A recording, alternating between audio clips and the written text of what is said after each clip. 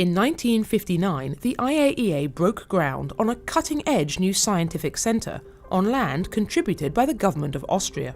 The center of a great world scientific activity, not only to carry out functions of the organization, but also as a center of important research in the uses of atomic energy. The IAEA's Nuclear Application Laboratories are a unique feature in the UN system.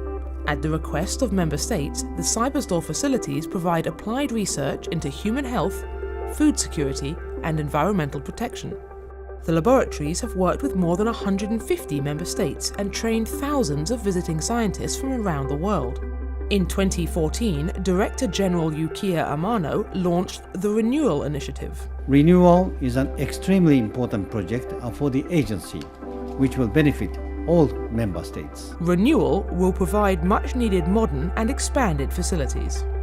Major construction is now complete on all 3 buildings delivered under the ReNuAL project.